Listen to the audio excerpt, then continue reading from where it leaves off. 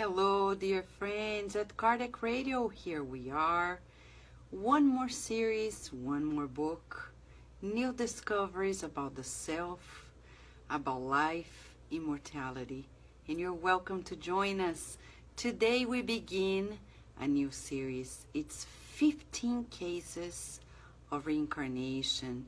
In the book that is being translated as we speak, with the kindness of Carlos Diaz and our collaboration as well, 15 past lives by Amália Domingo Soler, which was compiled by Luis Hu.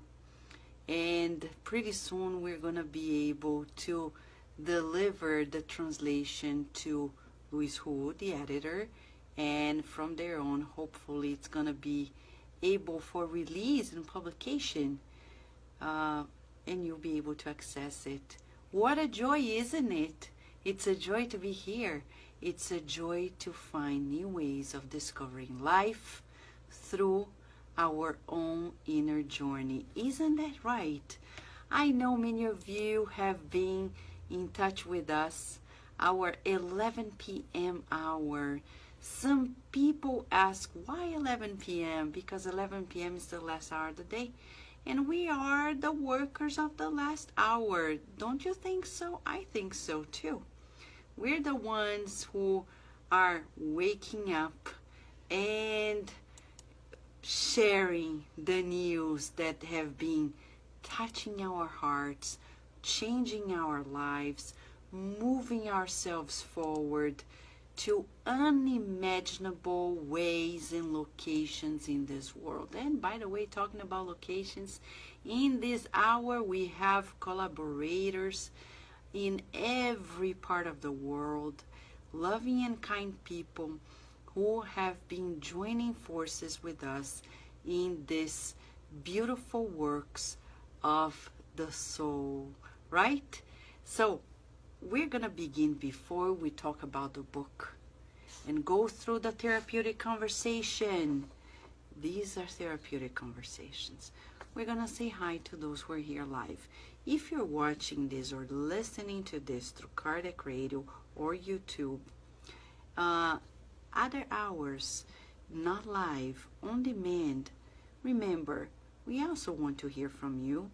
We also would like to know who you are, what you need to know, which questions do you have, because we're customizing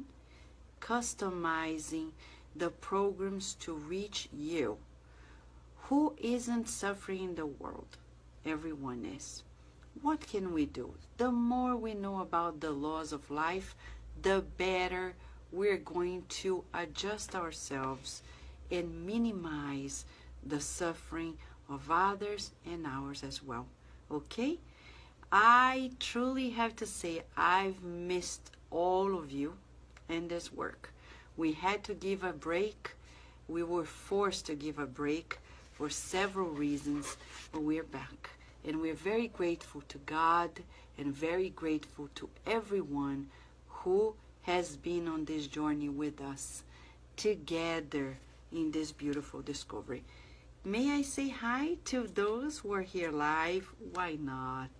I know Karen and Mark Smith are there, and they are with us at this hour as well. Thank you, Carol and Mark, for being there, double checking our system at Cardiac Radio, because we're also on the radio. If you have the app, if you go to the website, we're there live right now as well.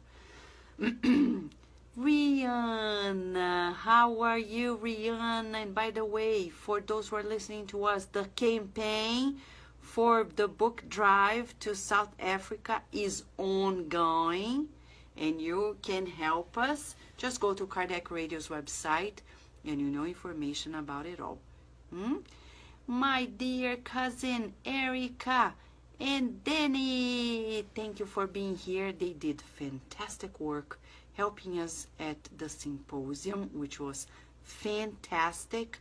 And this Saturday at Cardiac Radio, you will be able to listen to the very, very breakdown and unprecedented interviews done by Erica and Danny. Thank you, thank you, thank you. Ceisa, how are you? Ceisa, it's great to have you here. Paloma, mamma mia, what an honor, Paloma. Beautiful mother, friend of ours, member of the Spirit Side of Virginia, a super active spiritist here, and she's here with us in the last hour of the day of today. Thank you, Paloma. McCurfy Claire, how are you? Did you see McCurfy Claire's testimonial and her beautiful words in the video by Cardiac Radio? Thank you, McCurfy Claire. You have no idea how much that has been helping many people. I've had lots of feedbacks about the video, and you have done your part. Thank you from the bottom of our hearts. Sunshine, how are you? We miss you at the symposium, but you are with us in our hearts and in the works that you're doing, and soon will be released. Thank you, thank you, thank you. Aline, our therapist, thank you.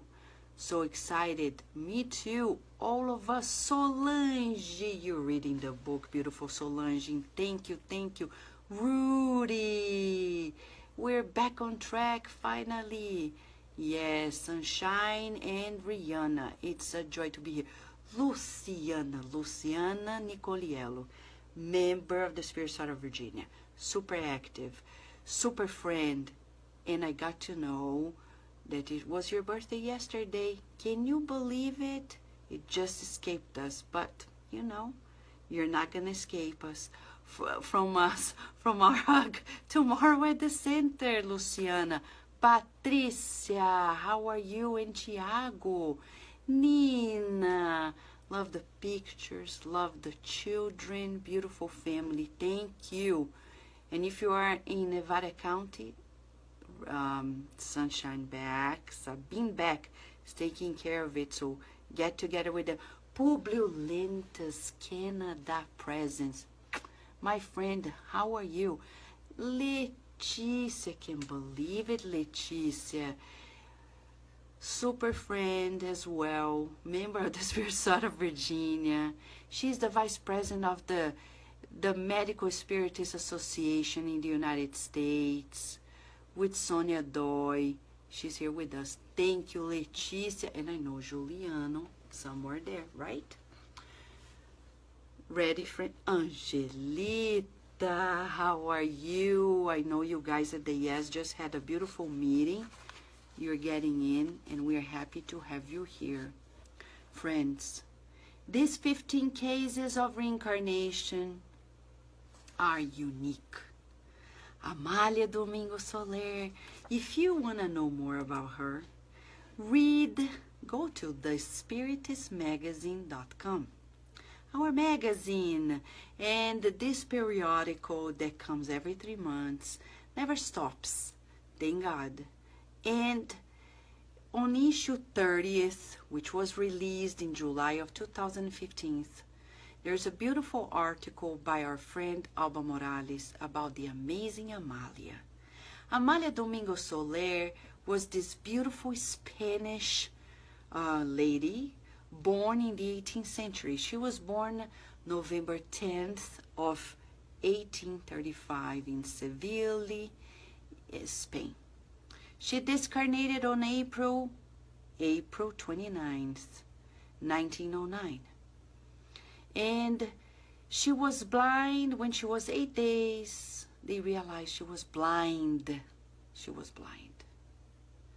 She lived with her mother for 25 years. Then her mother discarnated. It was a blow in her heart. It was then she traveled to Madrid and wanted to find answers. Her life became harder, but she never gave up. She got to know Spiritism, and through knowing of Spiritism, she changed her life around and the lives all of us. She wrote several books in spite of it all. One of them is already in English, Memoirs of Father Germain, translated by beautiful friends from the south of the United States, from Florida. Yes, I'll tell you more of the stories this coming Saturday of at Kardec Radio. But this book, 15 Past Lives, is coming about in English. Her cases of reincarnation are real. They came true through the revelations of the good spirits, and they can bring to you and I transformative truths. You can recognize in you, and give yourself a new boost. Let me share about the forgetfulness of the past. If you go to the Spirit's book, there is a series of questions and answers that talk about the very forgetfulness of the past. It's subtitled Forgetfulness of the Past. And the main question is, why do we forget? How can we actually make it right if we don't know why we're here? And the mercy of God is the answer. To not remember past lives is a blessing overall. But Kardec asks, are there times in which we can access those memories? Yes. But we need to be cautious. What to do with that information? We can never dig deeper into our memories out of curiosity. It's dangerous. It's truly a can of worms, and you don't want that worm in your life. So what do? We need to access those memories when life is really troubling, when it's stagnated, when it's blocking us from functioning properly. Not that we have problems and we're going to access previous lives, because the easy shortcut to understand our current lives, the connections with previous lives, is our instinctive tendency. You know, those things that are easy for us to do and repeat again and again, the good and the bad. They come from many lives, many experiences. There you can get to know more about yourself. Knowing that you were worse than you are today. You're better today than you were yesterday. And you will be, and me too, better tomorrow than we are today. So that's a good prayer every day when we wake up. May I be better today than I was yesterday. May I learn the new, so I don't fall in the trap of old conditionings. And in this way, we are going to immerse ourselves in the case of today. But before I begin, I want to say thank you, Camila Fleming in South Carolina. I miss you being here too, but it's good that you're here connected with us. It's your Spiritist Center for the time being, Camila, right? Thank you, beautiful Ceisa. Rafael Cunha, welcome, welcome. Thank you. I miss you too, Angelita. Denise, my beautiful cousin. I miss you too. Eu também quero falar com você em português. Sol Souza, how are you? Are you ready for the case of the little blind girl? Be ready, because these cases are true, dramatic, but they can transform our lives too. Let us immerse ourselves. Case of the little blind girl. Amália Domingos Soler begins by telling us that she received a visit by her friend Alicia.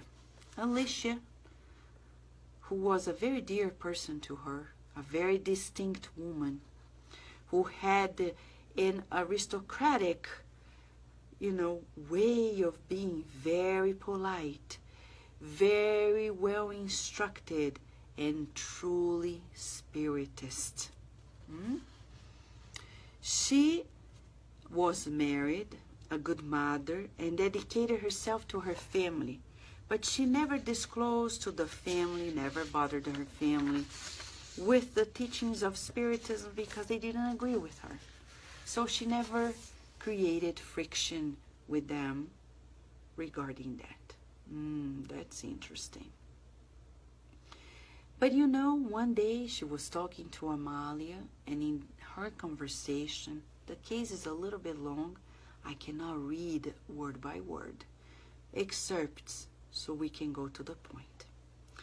She says, you know, Amalia, I know you suffer too, and pain is something that really happens in our lives.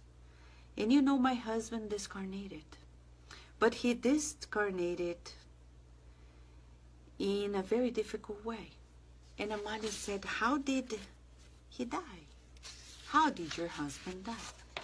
She said, well, he actually died out of hunger. And she was shocked. Amalia exclaimed, Jesus, how terrible. Did he have any cancer that impeded him from eating, that blocked him from eating? And she said, no, no, no. He was a good man. He was a good man, very healthy. He knew how to take care of his health like few men. He was a physician, and he used to help everyone. He used methods of hygiene like nobody else. He would help through his science, family, sick people, no matter if they were of any social class. He used to say to everybody that science is equality in action. What a spirit. Equality in action. And the true physician is the greatest democrat, the great leveler. There are no social classes when we need health care. Very fitting for the current times when in the United States we are discussing about health care for everyone, right? And in the world, it's human right. It's part of human rights that everyone deserves to have free access to health care. I know many physicians will not like what we're saying, but you know, the true physician does not rely on his profession to make a fortune. Never thinks of making a fortune through the sacred ministry of medicine. That's the reality. These are Dr. Bezerra de Menezes' words.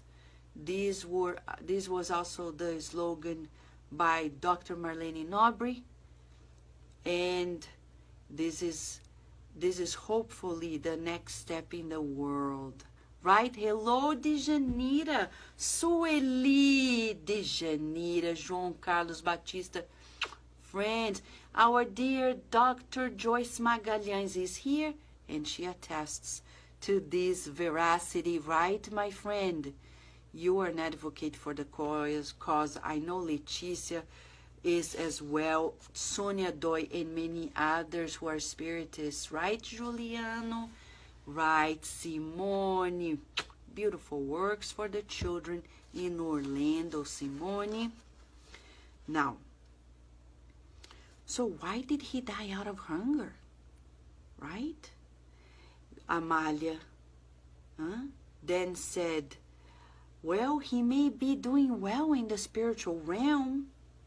But the wife, Alicia, replied, no, Amalia. I think his death may be a great obstacle for his glory because he killed himself. He committed suicide.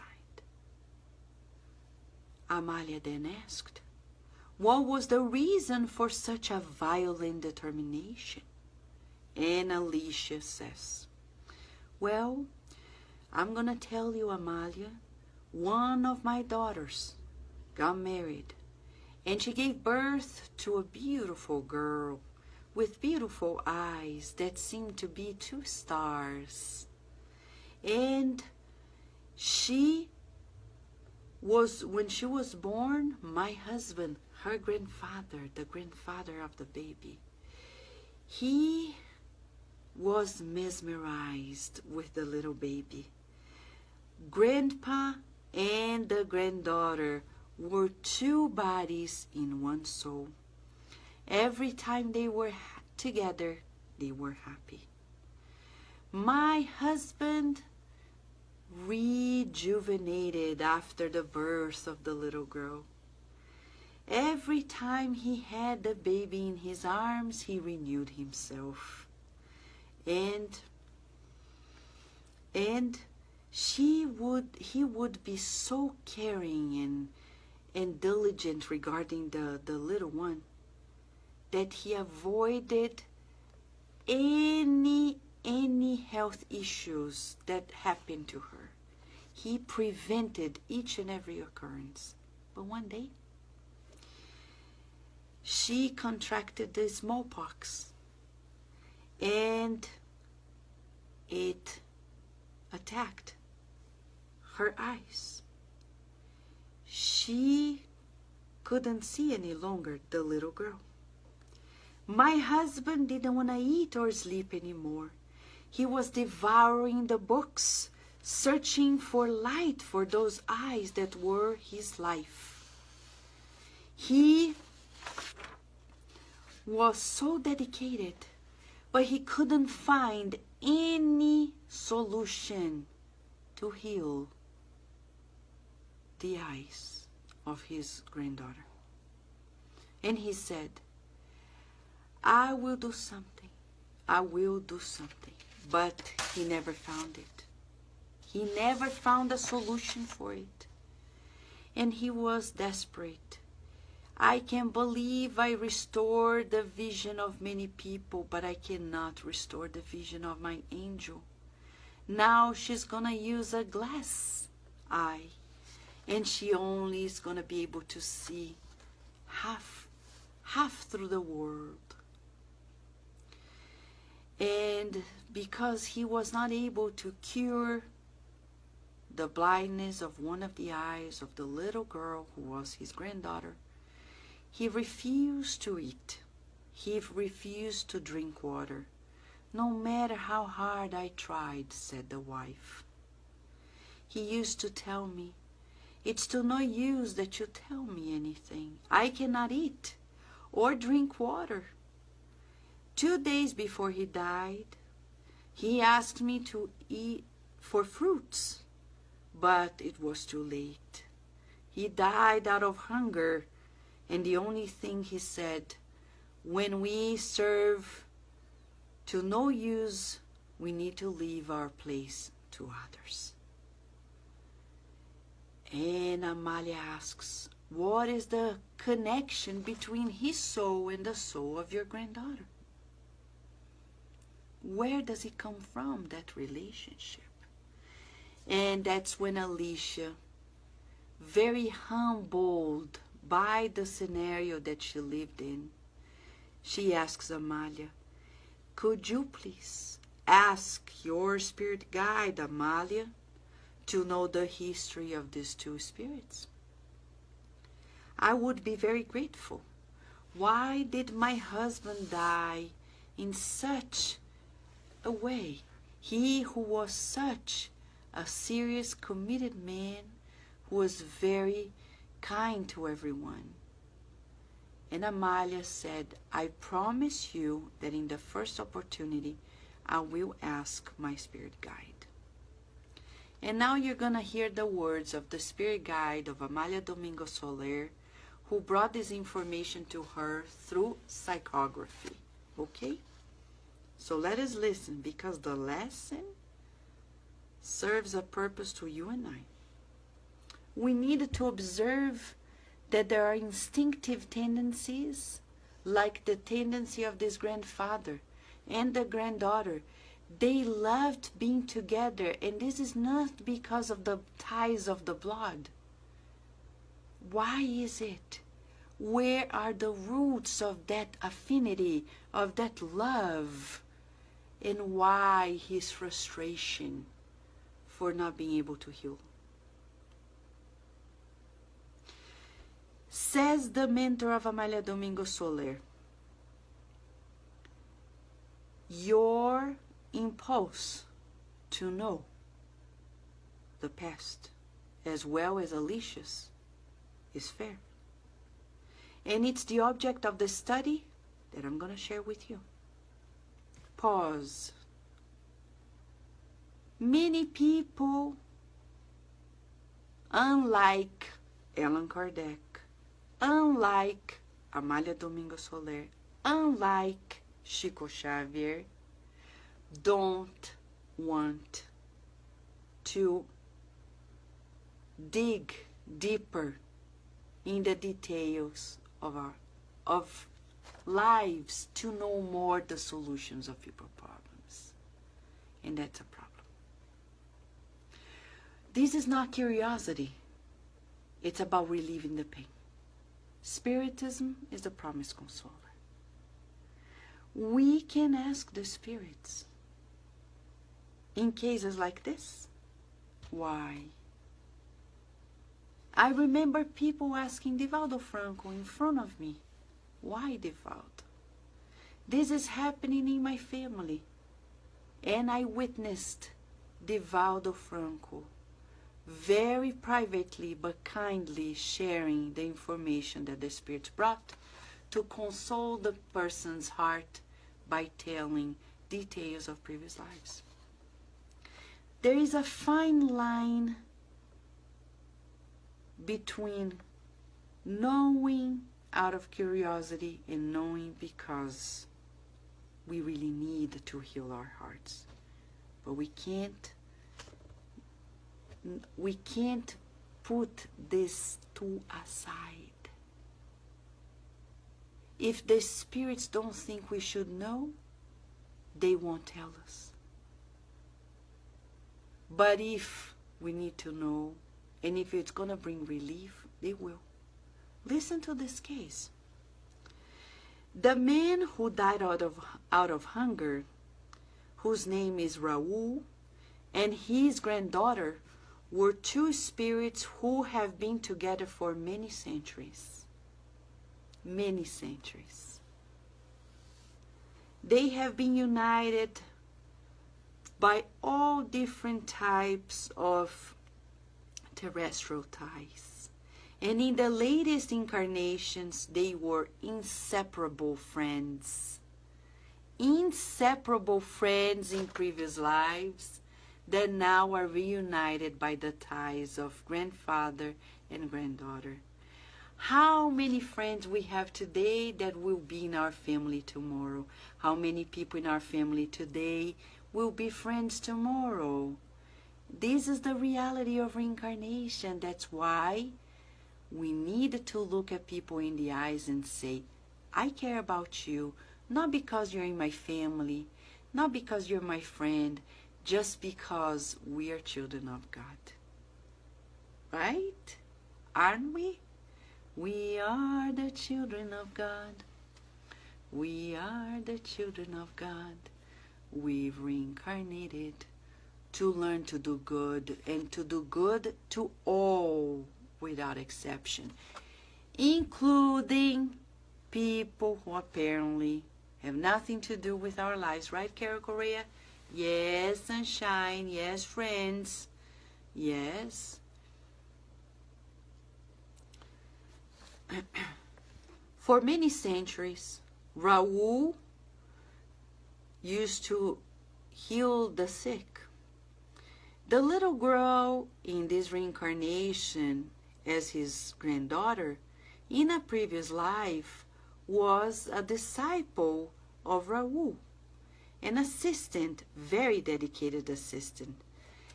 They were master and disciple working together side by side, inseparable. I've seen many of such cases in science, working as a scientist. Some scientists, like master and apprentice, who become so connected, and you ask, why are they so much, connect previous lives? This is not the first life they're working together. Like this grandfather and granddaughter in a previous life, scientist, physician with the apprentice. They would heal many people. They were really infallible in their medical diagnosis. Their words were prophetic. They never made a mistake.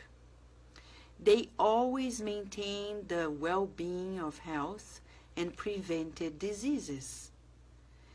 They were convinced about their infallibility. And they started researching together. Because of that fame that they acquired, they started working deeper and deeper in their research, okay? And they were testing their injections in children, in hospitals, as in orphanage. Some children would die out of their testing. Back then, we didn't have the human rights we have today. We didn't have the safety pathways that we have nowadays, assuring and securing the rights of patients, the rights of subjects in research, and people would be used for this research, and they would probably die, like many children died in this case. And they thought, what was the death of a child without a family if they were trying to search for solutions to heal humanity? That was their mentality, okay? Fame made them very proud of themselves. Ego, not the bird, ego, pride, unhealthy pride. They kept on testing, and Raul was a true celebrity in that life. He was a true celebrity. And as a true celebrity, he kept on doing this research in spite of the death of the little children. And the disciple never left him and never envied the master, because they loved one another. United by many centuries, they kept being together, and they kept experimenting. And today, as they reincarnated, says the Spirit, they believed they were gods. Pride blinded them. And because pride is a sin, Raul and his disciple, they themselves condemned themselves. In this life, they had to come to terms with their own conscience. The beloved disciple is today the sweet little girl to whom the grandfather, with all his knowledge, was incapable of healing completely. And the proud sage, the one that thought he was infallible, was not able to heal his little dear angel. He had no compassion for the poor children who were sacrificed by his study and scientific investigation. He suffered through the consequences of his indifference in the past. The pain that does not have compassion pushes us to experience it so we can value it. in the last reincarnation, Raul had his science eclipsed in comparison to the previous lives. His great intelligence in medicine suffered extraordinarily because he didn't use it wisely. He knew where the medicine was, but at the decisive moment of administrating it, he observed he made a mistake. His action did not correspond to the impulse of his thought. This is very interesting. How does this happen? Let me recap the phenomenon that the spirit guide of Amália Domingo Soler is explaining here, because it may happen in your life and in my life. How often we think we know of the solution of our problem, and we work on it, we investigate, we make an effort, and when we think we're gonna make it right, we have the solution slipping away from our hands and we can't see it. It's as if the spirit is thinking something and the material body is processing something else. How often you prepare yourself for an interview, go there for a new job. In your mind, you know what to say, how to compose yourself. But when you want to translate it to the physical, there is a blockage. Why? Constrictions that are due to previous lives' occurrences. Can we unblock it? Yes. Could Raul in this life have found the solution? I don't know. Maybe. What if he surrendered himself to God and understood that he was not the one healing anyone? How many mediums blind themselves thinking that they are the healers, when we know that the healer is only God? He died in the way he died, humiliated, convinced about his insignificance and his smallness. He believed to be a god and died knowing that there are no gods, because there is only one God. Do you feel defeated at times, thinking, oh man, I cannot do it? You see, I'm so small. Instead, we should be stronger in God and saying, God, I don't know, but you know. I will persist and find a solution. If I need to be focused, I will. But I know that it will only happen if it is according to your will.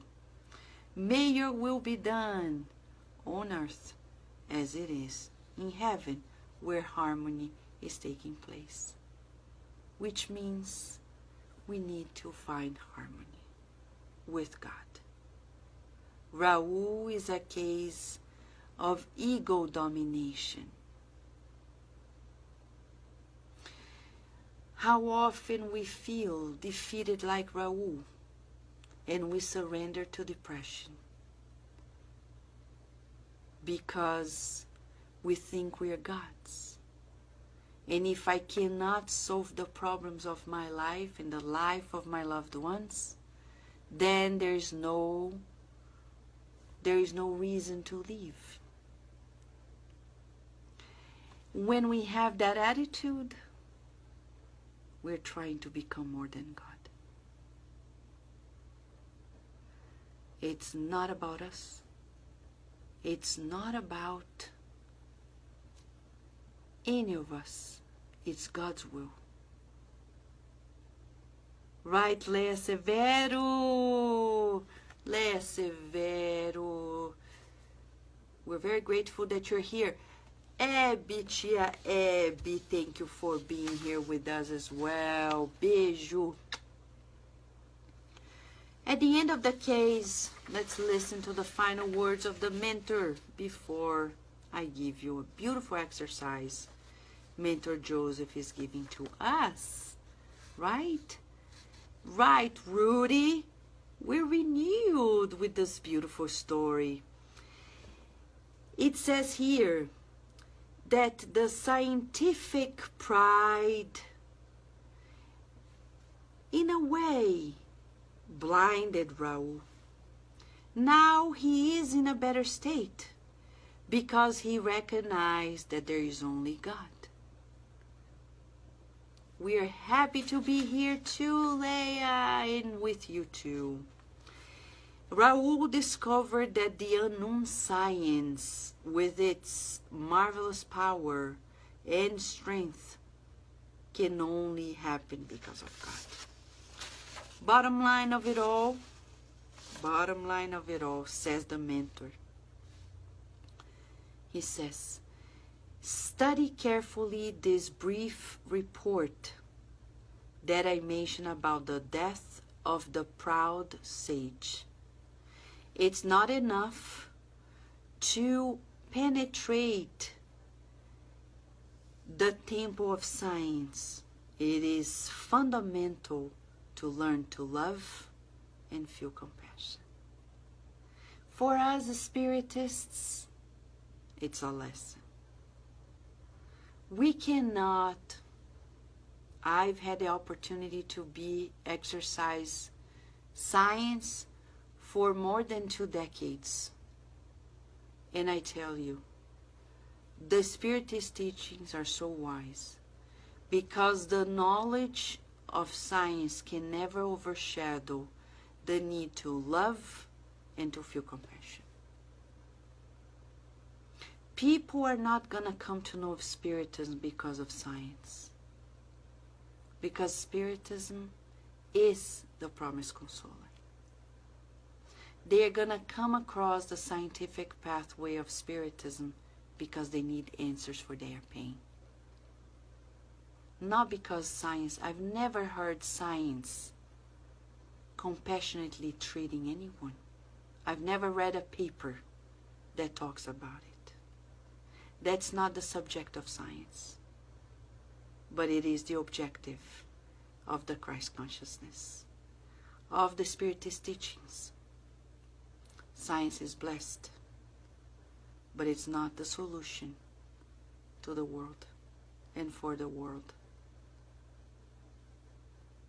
Because we need to learn to love. Science is not researching on it. We need to feel compassion. Kind of science is trying to touch it, but not with the objective of really healing, because the goal is to find the understanding of the mechanisms. As a scientist, I tell you, Spiritism comes to bring us the relief. Forget the pride. The pride that is excited by this mistaken academic mentality, because it's going to block us from actually feeling. And the mentor says, you cannot underestimate society, because this spirit thought he was infallible. In the simple fact of being born, we must consider that spirits reincarnate on the earth to fulfill a mission, whether small or great. Every single human being deserves respect, and we shall make effort to protect and love each being. Science, the science that does not rescue those who are suffering, needs to be punished. These are the words of the mentor of Amália Domingues Soler.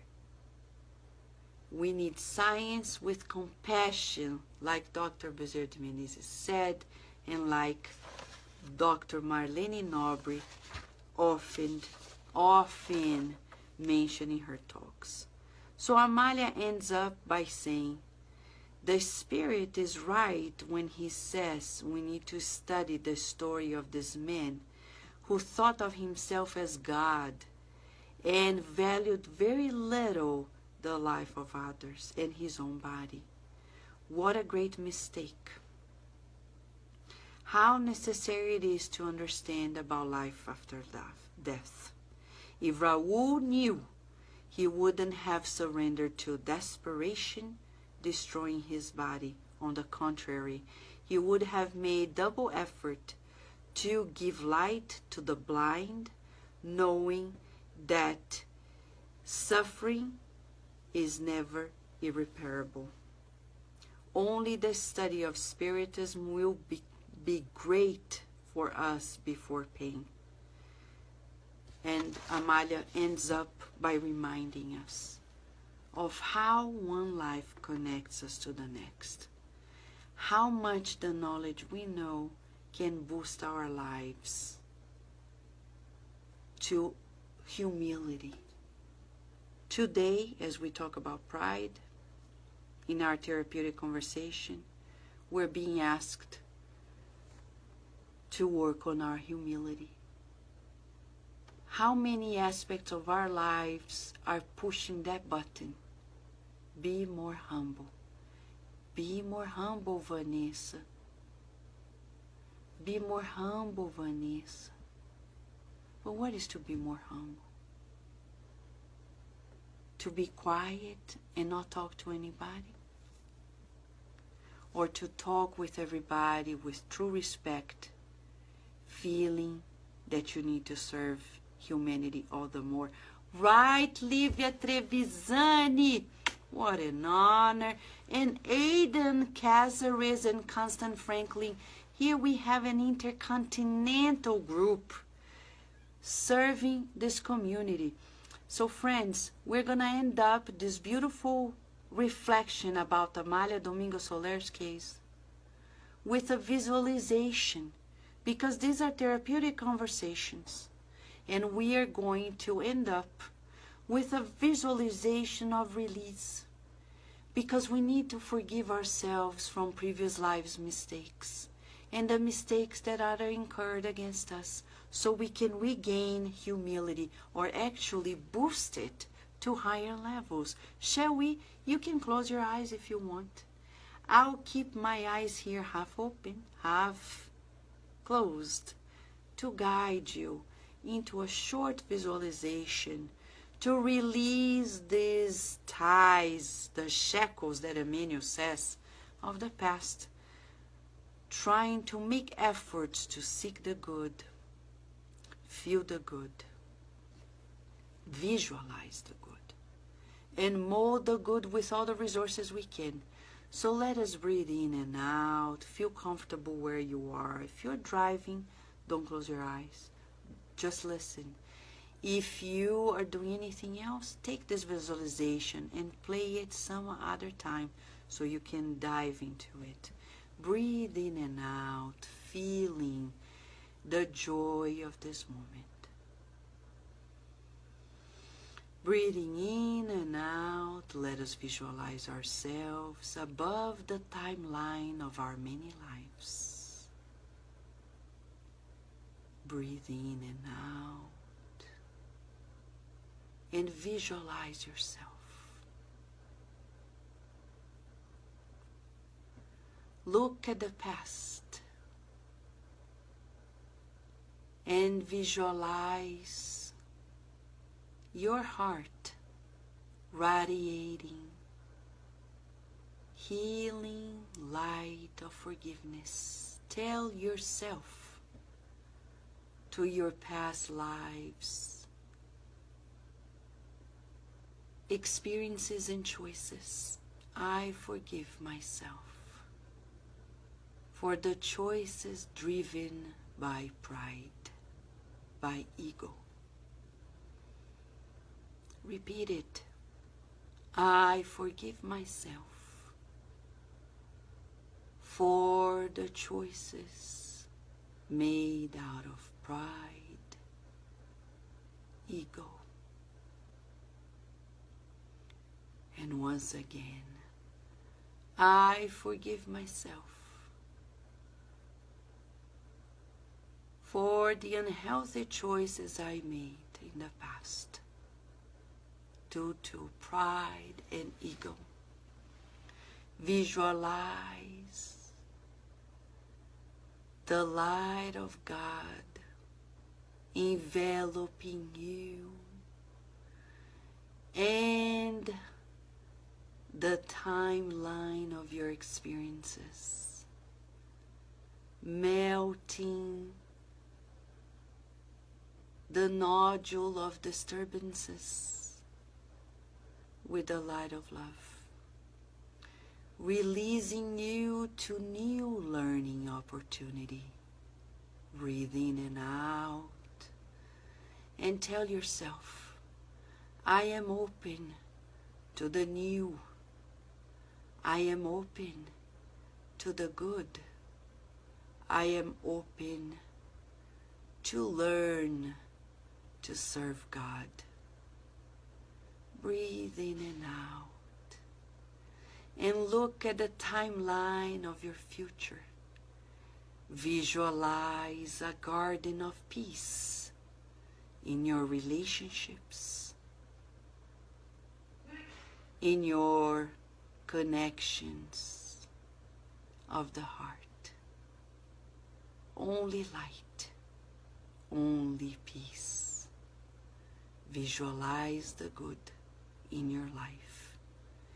Put your hand on your heart and say, I accept the good in my life. I accept the good in my life. And once again, I accept the good in my life. Breathe in and out. Open your eyes. Open your eyes